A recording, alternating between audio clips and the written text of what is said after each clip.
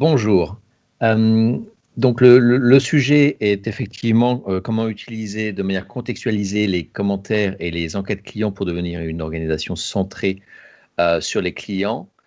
Les clients en général adorent répondre aux sondages et aux enquêtes parce que tout le monde donne son avis. C'est quelque chose d'humain. Si on vous demande votre avis sur n'importe quel sujet, vous aurez toujours un avis, même si vous ne connaissez pas le sujet sur lequel vous allez parler. Et donc, il est très important pour une entreprise euh,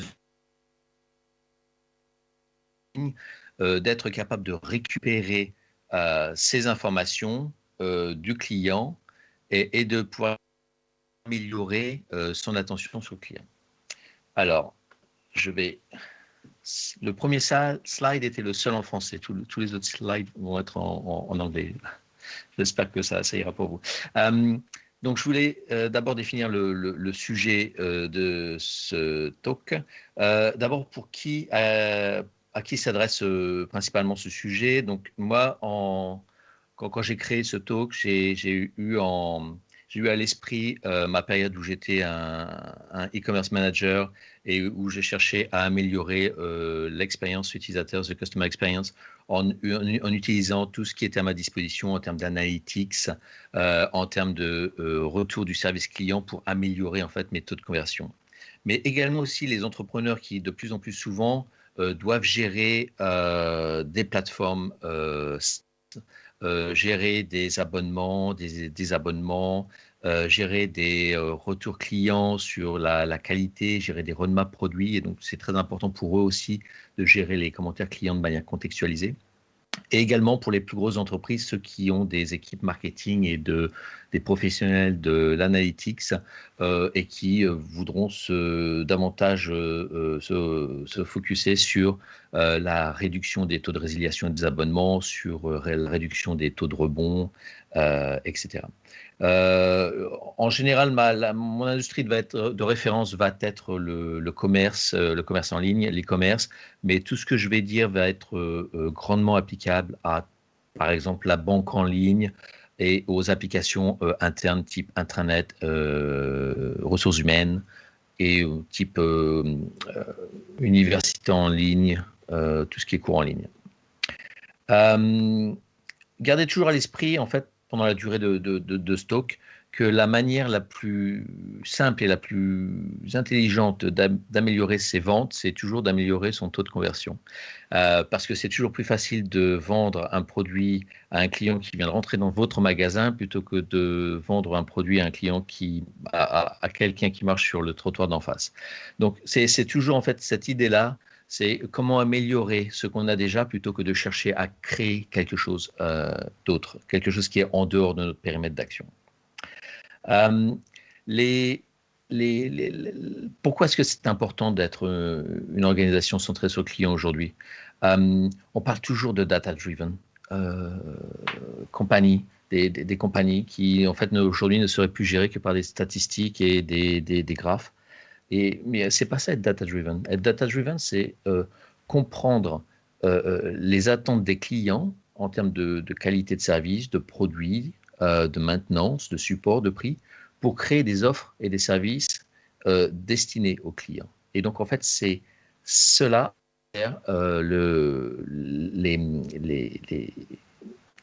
les questionnaires contextualisés qu'on va utiliser sur les sites en ligne. Alors,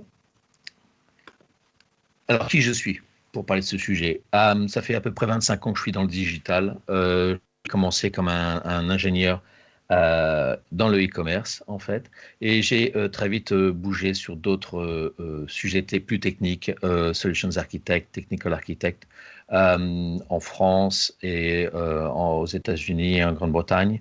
J'ai principalement travaillé sur des très grosses plateformes de e-commerce comme Tesco, Carrefour et aussi des moyennes plateformes type Ted Baker.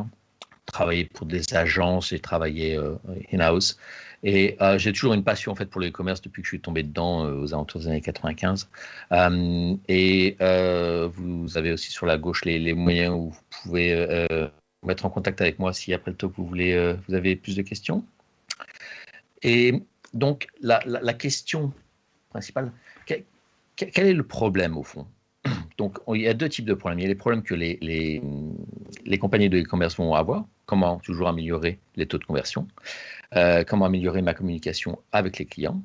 Mais aussi, il y a d'autres problématiques. Par exemple, quand vous avez des micro-niches ou bien si vous êtes des entreprises dans le B2B avec des petites présences, mais dans beaucoup de pays, ça va être très difficile pour vous d'exploiter vos analytics. Et donc, c'est pour ça qu'il va falloir cibler vos enquêtes et sondages clients pour pouvoir avoir le plus de données exploitables. Pouvoir comprendre quelles sont les attentes, surtout au niveau culturel et habituel, surtout quand vous opérez dans différents pays. Il y a aussi la complexité la complexité de software. En fait, il y a de plus en plus de points d'intégration. De base de données clients, en termes de références produits, en termes de transactions, en termes de fiches produits. Et tout ça, en fait, complexifie la remontée des informations dans le contexte de là où se trouve le client. Donc, le client est en train de visiter à un instant T votre site. Sur ce site, il y a un assortiment de produits disponibles à un prix particulier avec des modes de livraison prédéfinis et des moyens de paiement prédéfinis. Et cette liste d'éléments que je viens de donner peut changer tous les jours. Et donc, il est important de comprendre quel était le contexte dans lequel se trouvait le client et aussi le site de e-commerce au moment où le client a répondu au sondage ou à l'enquête. On utilise aussi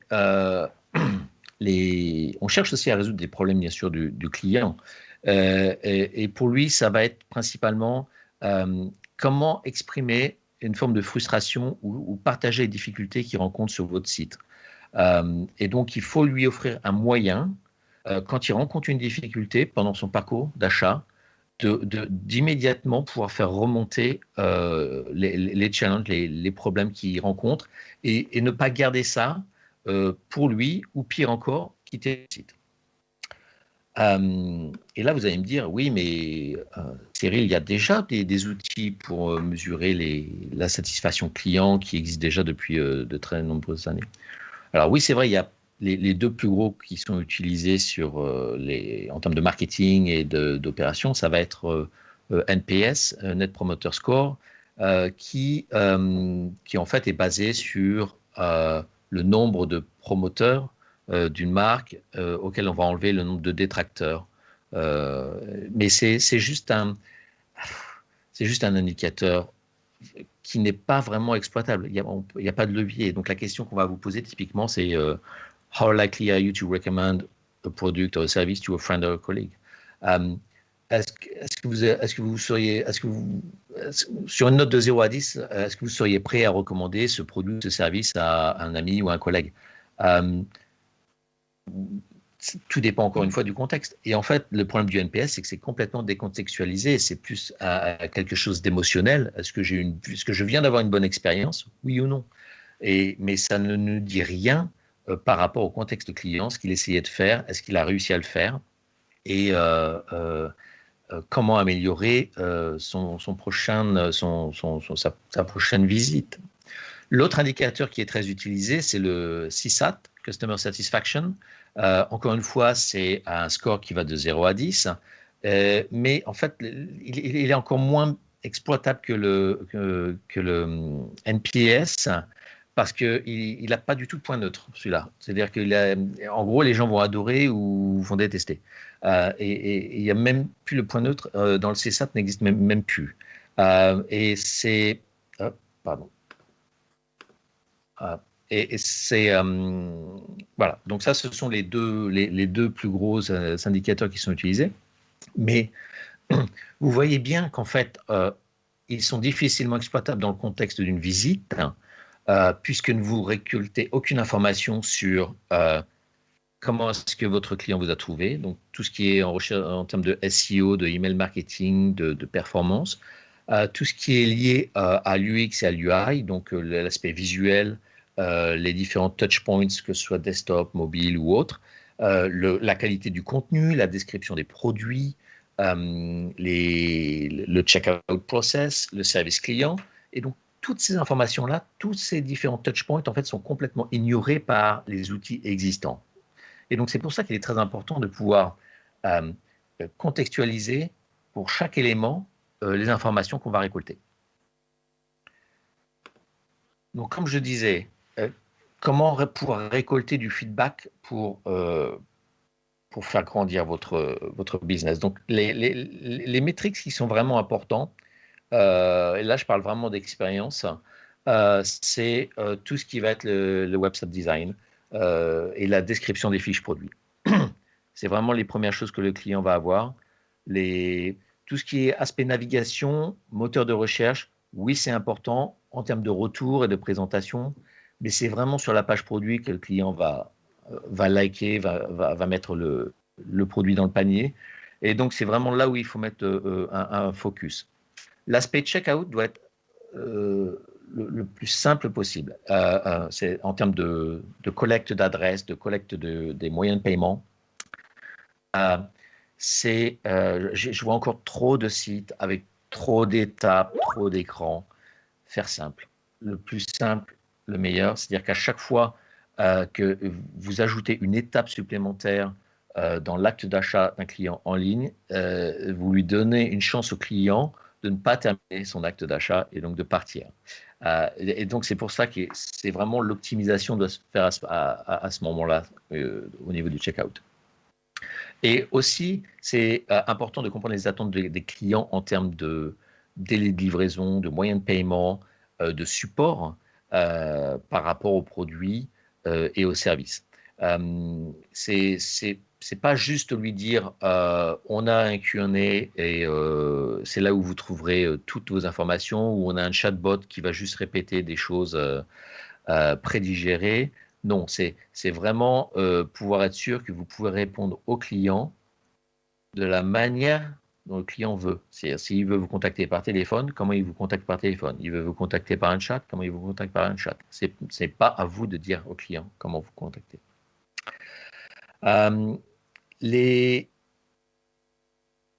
Donc, une fois qu'on a toutes ces informations, les trois choses les plus importantes qu'on va pouvoir faire après vont être l'A/B testing, la priorisation et une approche bottom-up.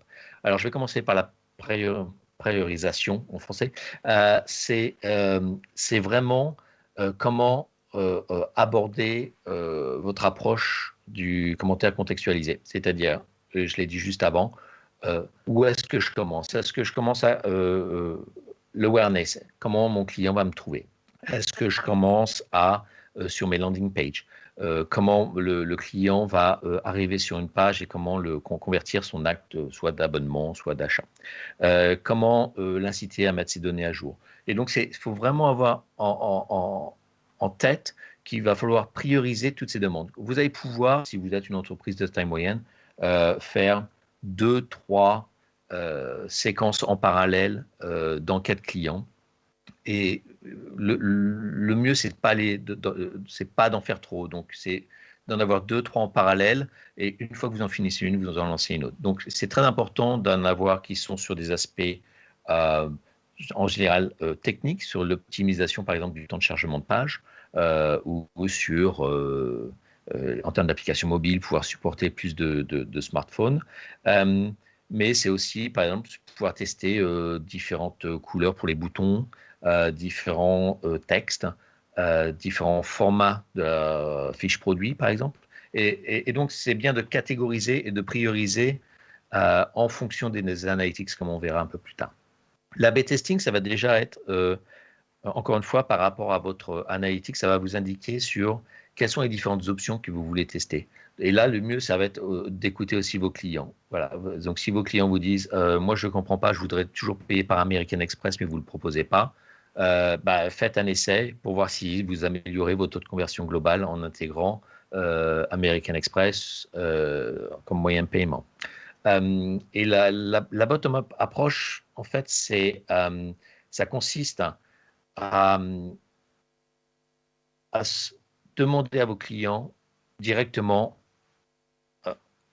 ce qu'ils vous recommandent. Donc, comme je disais au tout début, tout le monde a un avis sur tout.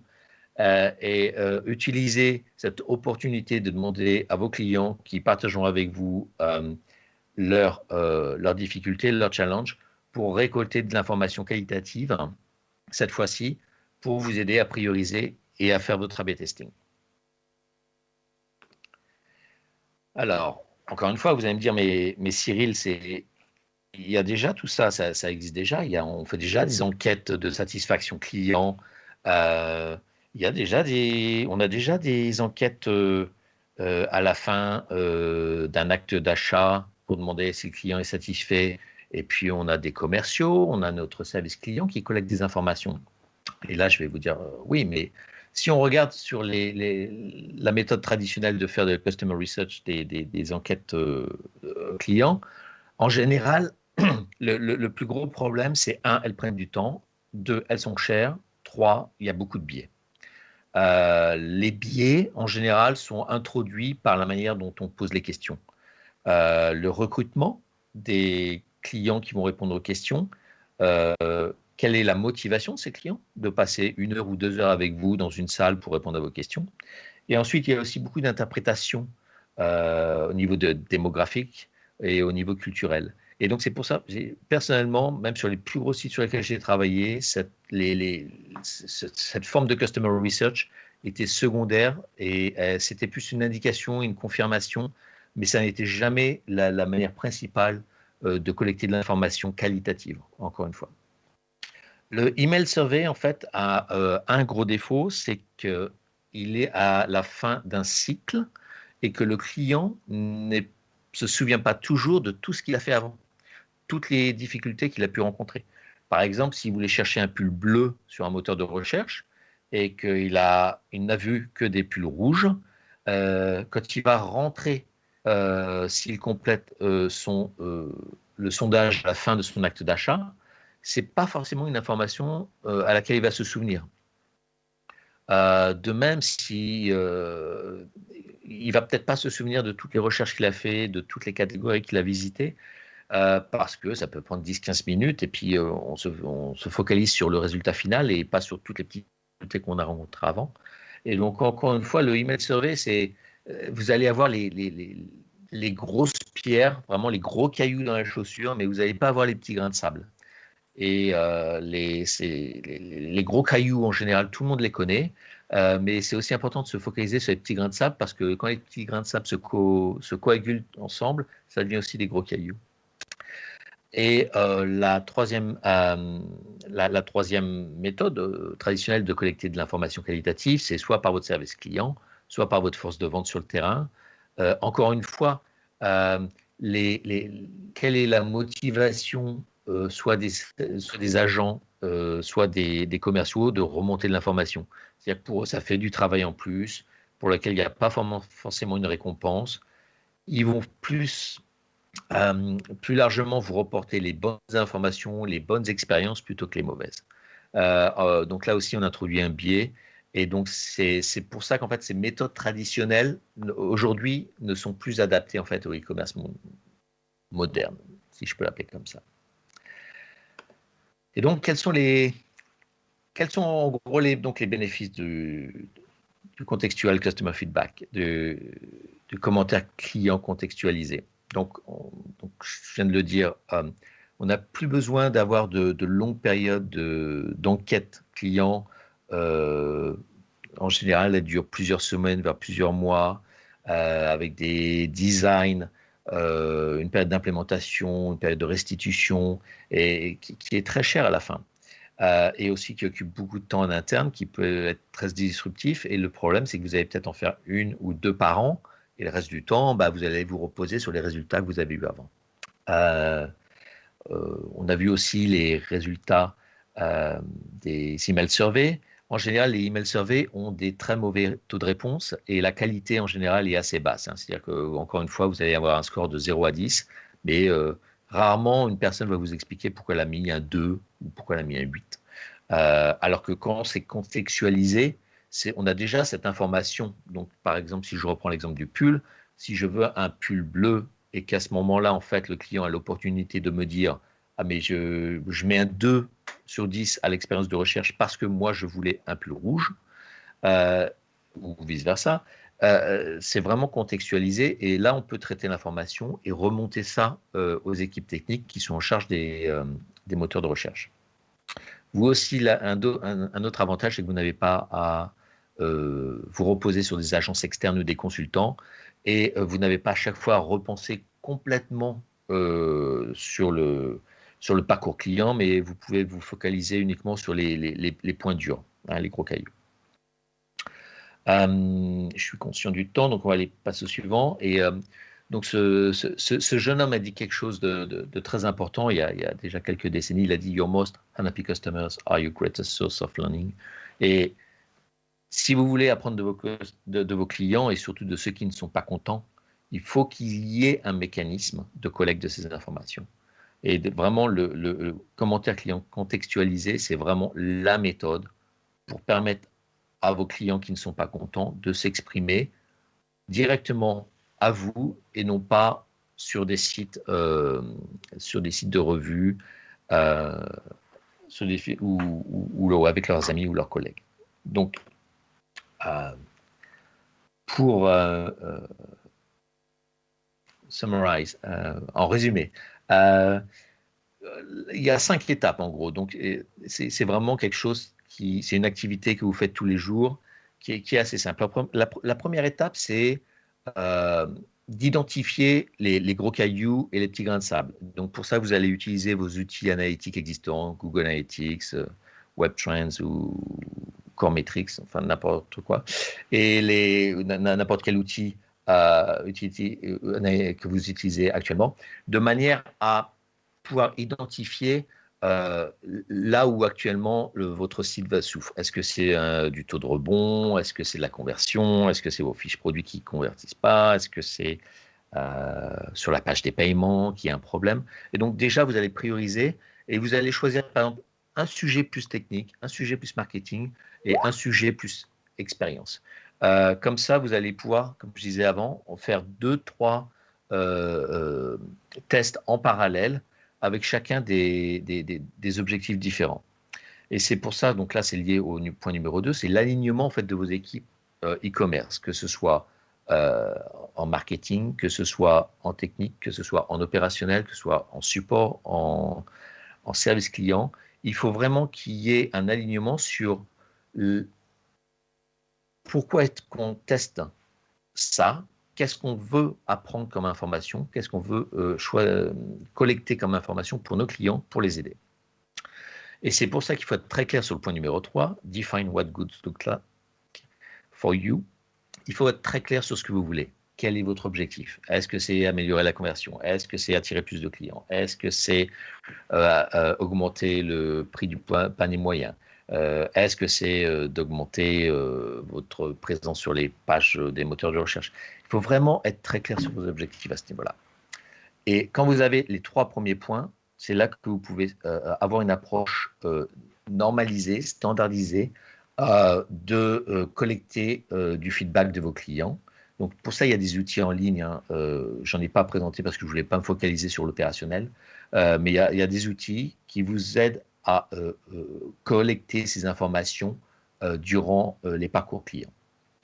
Et ce qui est très important, c'est qu'en interne, il faut que vous ayez une culture de l'expérimentation, une culture de l'agilité, que ce soit du développeur au service client, au service financier, pour pouvoir tester et à s'améliorer après chaque expérience. Et une fois que vous avez collecté les informations des clients. Et voilà, et cela conclut ma présentation sur les avantages de la collection des commandes contextualisées.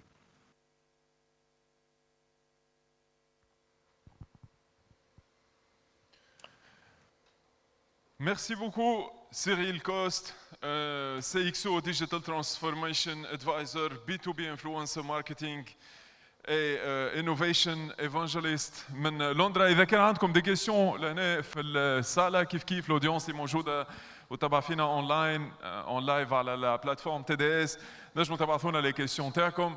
D'ailleurs, là, femme le micro au cas où vous avez des questions. Cyril, j'ai une petite question pour vous. En attendant, on connaît beaucoup plus de questions. Ma première question, l'analyse de ces retours clients, de ces feedbacks, à quel point elle peut avoir un impact au niveau du quotidien d'une entreprise, d'une start-up, du business d'une façon générale? Est-ce que ça change des process en interne? Ça peut impacter carrément les produits, une autre façon de revoir les produits, ou carrément ça peut impacter les business models des entreprises. D'après votre expérience et à ce que vous avez vu comme retour, quels sont les impacts qu'on voit souvent dans les entreprises selon les différentes tailles? Merci, c'est une très bonne question. Donc, si on commence par les startups, en fait, les startups sont souvent en phase de développement de produits. Donc, c'est des phases alpha. Les produits ne sont pas encore sur le marché et ils vont utiliser en fait vraiment ces informations pour valider déjà qu'il y a une demande du produit et la manière dont le client va utiliser le produit. Par exemple, j'utilisais récemment des produits développés par des startups pour la création de contenu en utilisant l'intelligence artificielle. Et l'un des gros problèmes, c'est que la manière dont la startup avait développé l'interface, avec des étapes très longues, très compliquées pour collecter de l'information, pour produire de la documentation, ne correspondait pas du tout à la manière dont un marketeur, en fait, pense et construit un document. Et donc ça, c'est une validation qui est arrivée assez tôt dans le cycle de développement de la startup. Ils ont pu corriger et s'aligner sur la manière dont les marketeurs veulent utiliser la création de contenu en utilisant de l'intelligence artificielle. Donc ça, c'est quand on est vraiment startup, qu'il y a une petite équipe. Sur les plus gros sites de e-commerce, l'impact est beaucoup plus réduit. C'est-à-dire que quand vous êtes déjà une grosse machine, l'impact va se jouer puissance 0,1, 0,2% à chaque fois que vous allez faire quelque chose. Mais ça représente des sommes considérables à la fin. Et donc, par exemple, on va tester les visuels. Est-ce que les visuels vont être la taille des visuels sur un site de e-commerce? Vous allez voir que c'est très différent si vous faites de l'alimentaire ou de l'habillement. L'habillement, ça va prendre toute la page parce qu'il faut vraiment pouvoir voir le détail. Il faut que la qualité de l'image soit de très grande qualité, de manière à ce qu'on puisse comme sentir, toucher en fait le tissu. Alors que quand vous achetez de l'alimentaire, un pot de yaourt, c'est un pot de yaourt. Vous n'avez pas besoin d'avoir une grande qualité de visuel pour savoir ce que c'est. Et donc, en fait, c'est important de tester et de valider ce que les clients recherchent. Donc, sur des informations, par exemple, comme le yaourt, ils vont plutôt rechercher toutes les allergies possibles liées à un yaourt. Donc, ça peut être une allergie liée au lactose, ça peut être des allergies liées à d'autres composants qui vont être ajoutés au yaourt. Et donc, c'est plutôt ces types d'informations qu'on va mettre en avant. Donc, on va demander au client quelles informations sont les plus importantes pour lui, pour se décider. Probablement, ça va être la durée de conservation, ça va être la provenance du lait qui est utilisé pour faire le yaourt. Et c'est en utilisant ces informations qu'on va faire une fiche de produit dédiée sur les produits laitiers, qui sera très différente d'un produit surgelé, par exemple, ou différente d'un produit d'habillement. Voilà. J'espère que j'ai répondu à votre question. Merci Cyril. Cyril Coste, en direct de Londres.